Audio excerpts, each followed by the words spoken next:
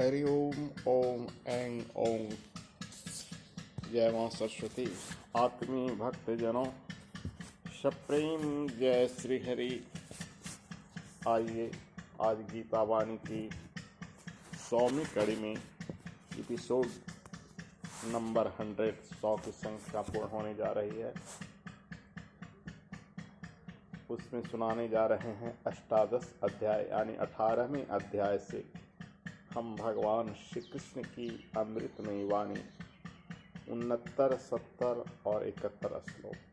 हमारा विचार था कि हम 100 में गीता के 700 श्लोक दे दें, फिर बाद में विचार हुआ कि इसे 108 कड़ी में ले चलें, लेकिन फिर ही लगता है 108 कड़ी से पूर्व ही समाप्त हो जाएगा, क्योंकि आज 71 अगर हो जाता है तो आगे बचता है मात्र 7 श्लोक, यानी 78 में यह परम पावन ग्रंथ समाप्त होने जा रहा है। अगर आप आज तक सब्सक्राइब नहीं किए होंगे तो नए भक्त सब्सक्राइब कर लें और पुराने भक्त अधिक से अधिक शेयर कर जन जन तक पहुँचाएँ। ये हमारी वाणी नहीं, कृष्ण की वाणी है। गीता वाणी की अमोघ कड़ी को जन जन तक पहुँचाएँ। आइए सुनिए प्रभु का। तो जय श्री हरि मित्रों, हरि ओम।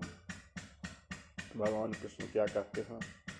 न च तस्मान् मनुष्येषु कश्चिन् मे प्रियकृतमां भविता न च मे तस्मां धन्यप्रियतरो भुवि। अध्यस्ते च इमं धर्मं संवादमावयो ज्ञानयज्ञेन तेनामिष्ट स्यामीति मे मति। श्रद्धावान् अनसूयश्च शृण्वादपि यो नरं सोऽपि मुक्तः शुभान् लोकान् प्राप्नुयात् पुण्यकर्मणां।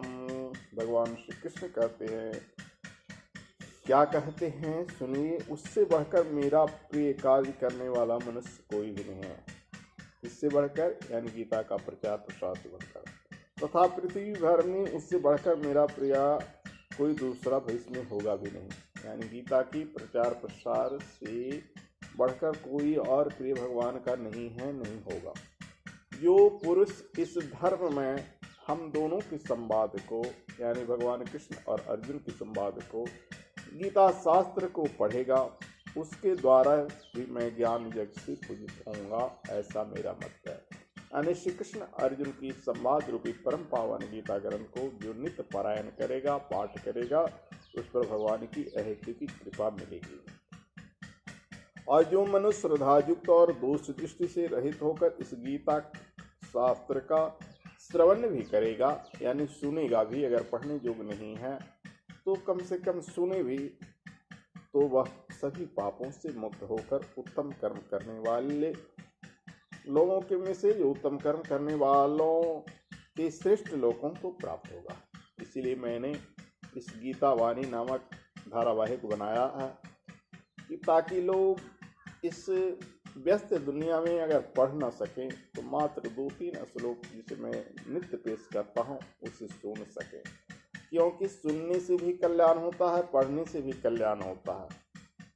रामचरितमानस में बाबा तुलसीदास जी ने लिखा है, हरि अनंत हरि कथा अनंता गावहीं सुनहीं बहुविधि श्रुतिसंता। हरि यानी ईश्वर अनंत है, उनकी कथाएं अनंत है और श्रुति वेद अनेक रूपों में उसे कहते हैं।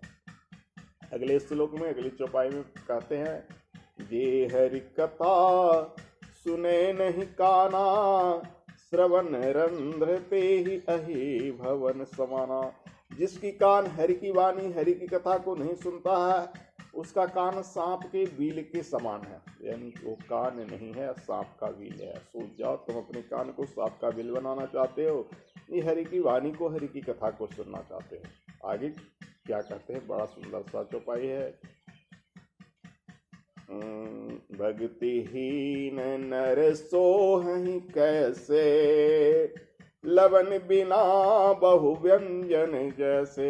भक्तिहीन इंसान वैसे ही शोभता है जैसे नमक के बिना व्यंजन यानी सब्जी आदि जो बनाया जाता है उसमें नमक अगर नहीं डाला जाए तो हमें लगता है कि शायद ही कोई लोग खाएं। अगर खाएंगे तो उसकी शिकवा शिकायत करेंगे कि बनाने वाली अच्छी नहीं है, उसने नमक नहीं दिया या भूल गई आदि आदि। तो जैसे नमक के बिना व्यंजन अच्छा नहीं लगता है, वैसे ही भक्तिहीन इंसान सुशोभित नहीं होते हैं। यानी मनुष्य के पास ईश्वर भक्ति होना अनिवार्य है। आध्यात्मिक पुरुष ही इस भूमंडल की शोभा है। तो भक्तजनों, आज 100 कड़ी तो पूरा हो गया, आगे 3-4 कड़ी जो भी पेश हो पाएगा 108 तक ले जाने का विचार है, लेकिन उतना में गीता का उससे पूर्व ही समाप्त हो जाएगा। बाकी आरती मंगल करके जो भी जाए मैं कोशिश करूँगा कि 108 कड़ी पूरा करूँ। आप इस गीता वाणी एपिसोड को जन जन तक पहुँचाएँ ताकि भगवान श्री कृष्ण की हेतु की कृपा आप पर मिलती रहे। आप लोगों की मंगल कामना के साथ आज की कड़ी समाप्त करता हूँ। जय श्री हरि मित्रों, हरि ओम तत्सत। ओम शांति शांति सर्व अरिष्टासु शांति होतु। हरि ओम।